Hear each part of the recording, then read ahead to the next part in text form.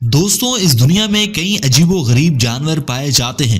इनमें से कुछ जमीन पर रहते हैं तो कुछ पानी में रहते हैं और कुछ तो दोनों ही जगहों पर रहना पसंद करते हैं।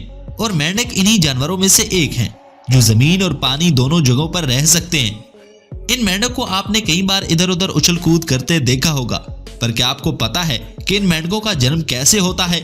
ये बड़े कैसे होते हैं? अगर नहीं तो इस वीडियो को पूरा जरूर देखिएगा, क्योंकि ये वीडियो बहुत ही इंटरेस्टिंग होने वाली है।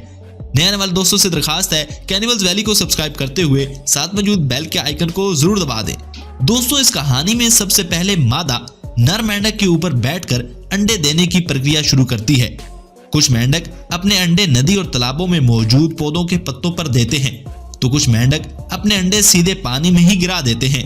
आपको बता दें कि जो मेंढक अपने अंडे पानी में देते हैं वो अंडे देने की प्रक्रिया के बाद उन अंडों को उसी हाल पर छोड़कर चले जाते हैं। लेकिन जो मेंढक अपने अंडे पत्तों पर देते हैं तो अंडे देने की प्रक्रिया के बाद सिर्फ मादा वहां से चली जाती है, लेकिन नर वहीं पर मौजूद उन अंडों की रखवाली करते रहते हैं, पर सिर्फ तब तक जब तक अंडों से टेडपोल बाहर नहीं आ जाते। और इसी दौरान वो सिर्फ अंडों की रखवाली नहीं करते, बल्कि इनके सारे दुश्मनों को अंडों से दूर रखते हैं जो अंडों को नुकसान पहुंचाने के लिए आते हैं। लेकिन इसके बावजूद भी तेज हवा, तूफान और बारिश के कारण आधे से ज्यादा अंडे खराब हो जाते हैं और कुछ ही अंडे होते हैं जो सही सलामत बच पाते हैं। और इन्हीं बचे हुए अंडों में टेडपोल बनना शुरू होते हैं और बढ़ते दिनों के साथ इन टेडपोल में हलचल मचनी शुरू हो जाती है। लगभग 10 से 12 दिनों में ये टेडपोल पूरी तरह से तैयार हो जाते हैं और अंडों से बाहर निकलना शुरू करते हैं।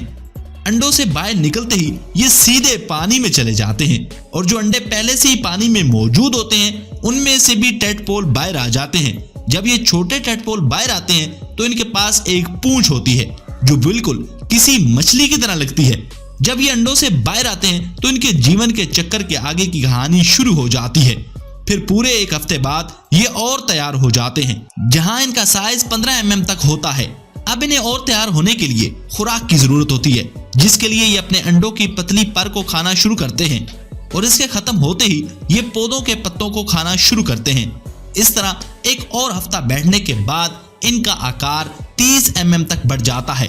इसके बाद बारी आती है इनके पैरों के विकास होने की। सबसे पहले इस टेडपोल के पिछले पैरों का विकास होता है और इसके 4 से 5 दिनों बाद आगे के पैरों का विकास होता है। जैसे इनके पैरों का विकास पूरा हो जाता है, इसके बाद प्रक्रिया शुरू हो जाती है इनके टेडपोल से मेंढक बनने की।